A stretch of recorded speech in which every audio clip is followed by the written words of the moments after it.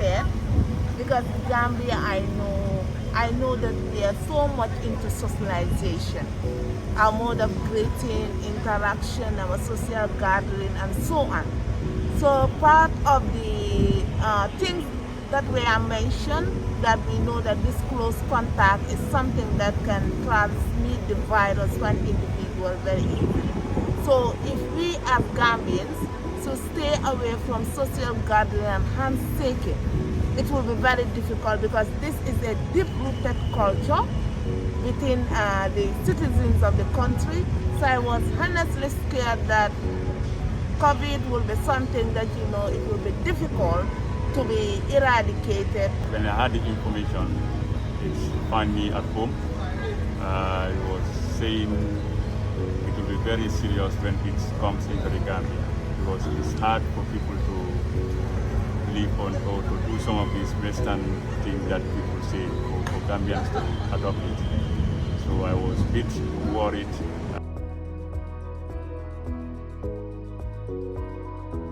We are first engaged into this contact tracing and community surveillance. So I have to sit with my family to explain to them that I'm going to undertake a work that engages some risks because of my exposure.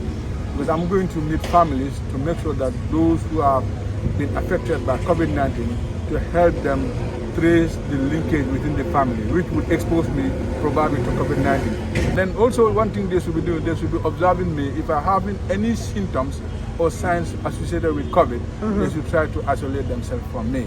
And also myself, I was trying to put up those isolated measures to make sure that I prevent my family, to make sure that I don't put panic into them, especially the elder people within the family. As a volunteer, I would say that my family members know me in the voluntary service, and they knew that this was a time that the movement needs my service, and they were all sure that I'll be available to give my best. It was a hard time because telling them how COVID was and how vulnerable the elderly people are at home, and some of them with health-related issues was difficult. But no matter whatever the case is, as volunteers, I believe that I was able to convince, more especially my mom, who was like, you always out, sensitizing people, creating awareness, when you yourself, your life was at risk.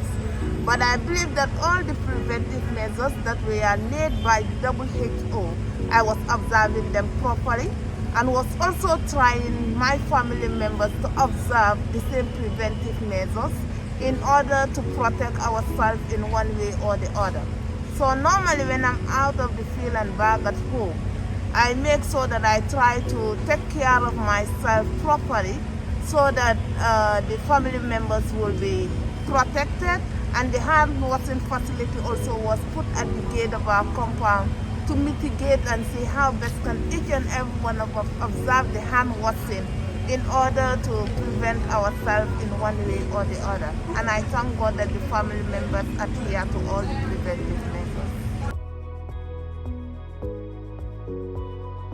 Equally, I was a focal person at Red Cross region, so that means I move across the whole region to see that how the volunteers are interacting with the community. And also, in case where they have some difficulties within the community, we go and then intervene, because there were some stiff resistance from the community members when it comes to the volunteers.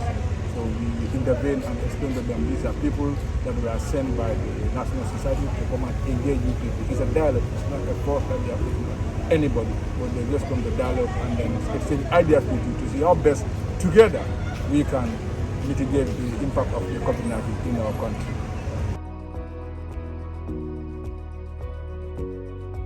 First, it was not an easy work to start with, but then there were some resistance, and then within some community members, where you go to certain households, in fact, you are thrown out. They don't even want to listen, they don't want to accept you as a volunteer to talk to them about COVID-19, because their belief is that COVID-19 doesn't exist or is not a disease that can affect us in this part of the world. So it was really a tough start for us, but with resistance and then continuous effort, we were able to overcome most of those obstacles. At the end, there were some resistance from the community members where they allow us to go and then have that engagement with them? As my colleague mentioned, it was a challenging moment. But with our skills, potential, and what Red Cross is known for, being neutral, part of our principle, in some homes we were not totally welcome.